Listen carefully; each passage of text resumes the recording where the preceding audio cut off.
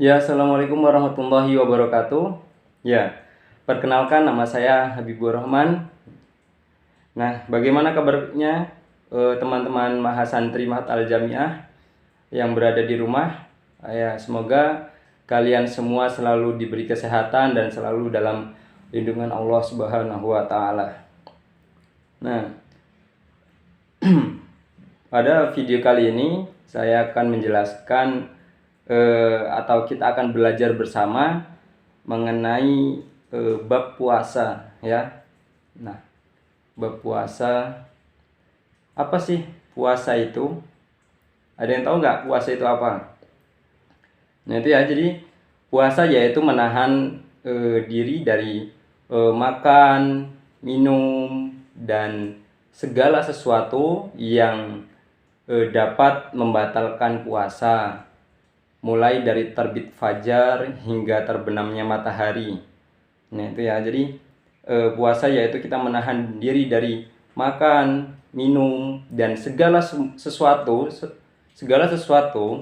yang dapat membatalkan puasa dari terbit fajar hingga terbenamnya matahari.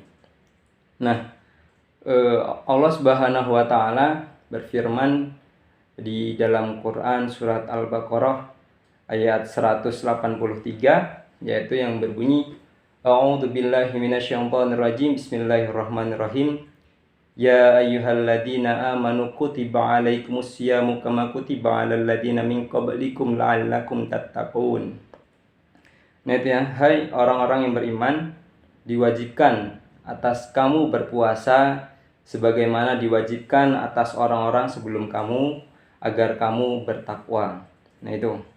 Jadi yang menjadi landasan atau dalil dari ibadah puasa ini yaitu terletak dari Quran surat Al-Baqarah ayat 183 gitu. Nah, selanjutnya syarat puasa itu apa saja sih gitu kan? Syarat-syarat. Nah, syarat itu apa sih? Syarat itu kan segala sesuatu yang perlu untuk dipenuhi untuk melakukan sesuatu gitu kan. Segala sesuatu yang perlu dipenuhi terlebih dahulu untuk melakukan sesuatu. Nah, itu merupakan syarat. Nah, itu ya. Nah, di sini syarat puasa itu apa saja sih? Nah, syarat wajib berpuasa itu ada 5 ya, ada 5. Yang pertama yaitu beragama Islam. Nah, itu ya. Jadi orang Islam itu diwajibkan berpuasa ya. Syaratnya itu yaitu harus beragama Islam orang yang berpuasa ya. Karena puasa ini merupakan dari syariat agama Islam. Nah, maka dari itu syarat yang pertama untuk orang untuk berpuasa yaitu beragama Islam. Nah, itu. Yang kedua yaitu baligh. Nah, baligh ya itu ya. Jadi untuk anak-anak itu tidak diwajibkan untuk melakukan puasa. Nah, itu. Untuk anak-anak enggak melakukan. Berapa sih ukuran baligh? Nah, itu ya. Ukuran baligh itu kalau di laki-laki yaitu sampai dia pernah mimpi basah ya, mimpi basah. Kalau perempuan itu haid. Nah, itu ya. Nah, haid. Nah, terus bagaimana kalau anak itu telat haidnya nanti ya. Haidnya telat gitu kan. Nah, kalau haidnya misalnya itu ada yang telat yaitu dilihat dari umumnya. Dilihat dari umumnya kebanyakan orang itu haid pada umur berapa. Nah, itu baru bisa dikatakan baligh. Nah, itu ya. Terus yang selanjutnya akil ya, atau berakal. Jadi syarat untuk orang yang berpuasa itu harus berakal. Jadi kalau orang gila, nah itu dia nggak diwajibkan untuk berpuasa ya, nggak boleh puasa gitu kan untuk orang gila. Nah itu. Terus yang keempat yaitu mampu mengerjakannya. Nah, mampu mengerjakannya di sini seperti kita ini kan masih sehat gitu kan, terus kita masih muda. Nah, itu kita boleh untuk berpuasa, diwajibkan untuk berpuasa. Nah, itu kan. Nah, itu.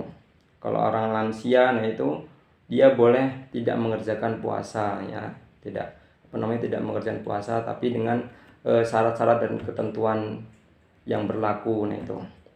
Terus yang kelima yaitu suci dari haid dan nifas bagi perempuan. Nah itu ya. Jadi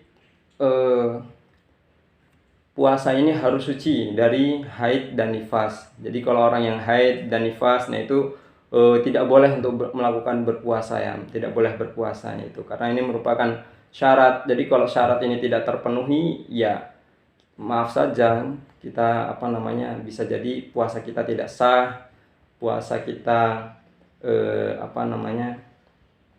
ya tidak sah itu tadi ya.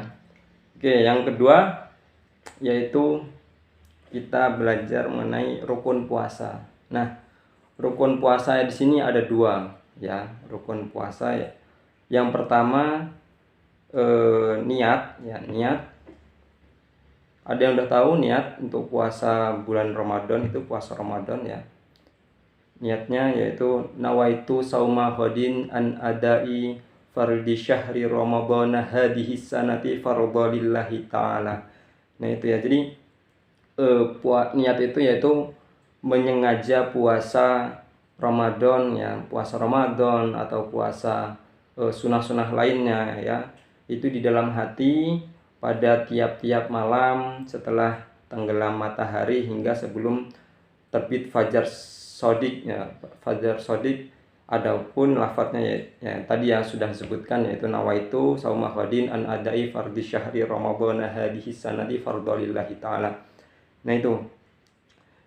Jadi yaitu kita niat itu dari terbenam matahari ya, kita habis buka gitu kan, terus sholat itu, nah itu waktu sholat maghrib. Nah setelah sholat maghrib, nah itu boleh kita untuk mengkerentakkan di dalam hati ya, itu kan, berniat di dalam hati ya, boleh juga dilafatkan juga, boleh, lebih bagus itu kan, untuk mengingatkan sekeliling kita, siapa tahu ada yang lupa untuk berniat. Nah itu sampai terbit fajar shodiknya, atau mau menjelang sahur atau menjelang imsak. Nah itu jadi niat.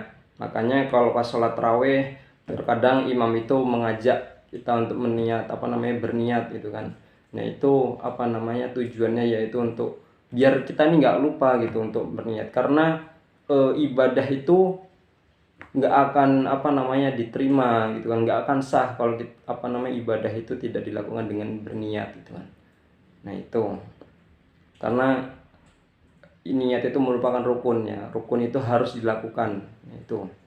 Terus yang kedua yaitu menahan makan, minum, dan menjauhi segala sesuatu yang membatalkan puasa. Nah itu yang jadi rukun puasa itu ada dua ya. Yang pertama niat, tadi sudah jelaskan, dan yang kedua yaitu menahan makan, minum, dan segala sesuatu yang membatalkan puasa. Nah itu jadi kita harus menahan untuk tidak makan, tidak minum, nah itu, dan menjauhi segala sesuatu yang membatalkan puasa.